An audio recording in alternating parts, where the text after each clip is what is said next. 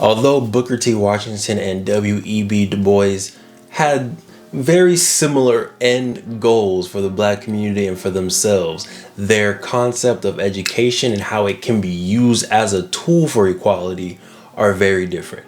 My name is Devon Chevelle, creator of Black Wall Street, the board game, and this is Black Study Snacks, where we give you bite-sized knowledge for hungry, melanated minds.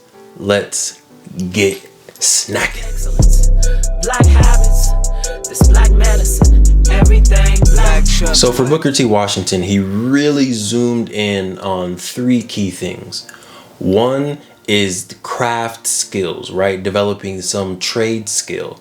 Or two, developing some type of industrial skill. So this is learning how to make tables. This is learning how to farm. This is learning how to become an engineer, an auto technician, stuff like that.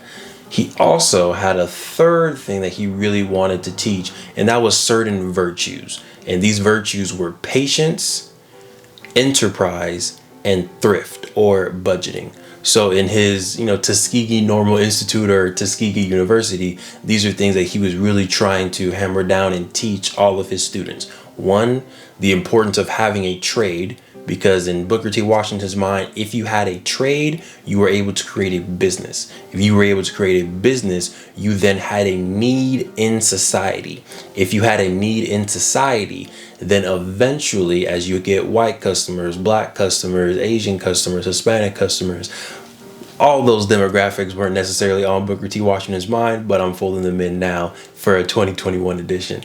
As you have all these other customers, you're now able to either erase or minimize the race line because you have to engage with these customers and you have to engage with these businesses. That was the ideal situation for Booker T. Washington. Du Bois had a very, very, very different approach to basically how he can create change within the black community.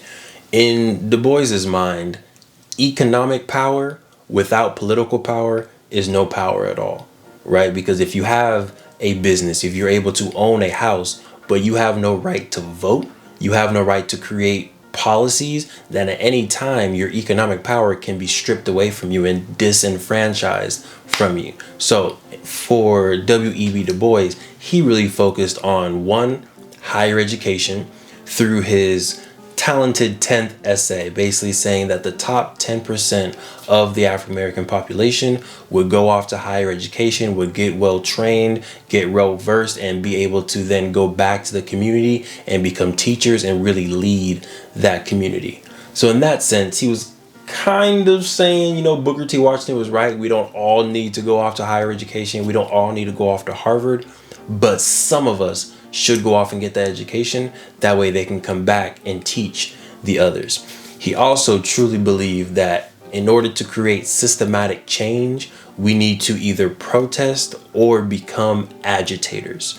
And for W.e.b. Du Bois, he was an agitator through really the NAACP and other legal actions or civil rights actions. Black excellence, black habits, this black medicine, everything black chucks, everything black hood. So when it comes to education, who are you rocking with?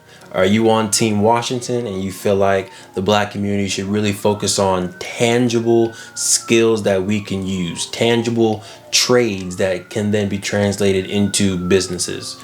Carpenters, plumbers, electricians, seamstresses, right? These are real just trades that we can focus on and build a business to then slowly build wealth and also slowly erase the race divide. Or are you on Team Du Bois? We need to have at least 10% of our folks going off to higher education, becoming lawyers, becoming doctors, becoming politicians. We need to make sure we have the political and civil right to vote and to create policies, but we also need to make sure that we are being educated and serving our community. Which side are you on? Go ahead and let us know. We appreciate y'all for tuning in to today's episode of Black Study Snacks. And of course, make sure y'all keep on snacking.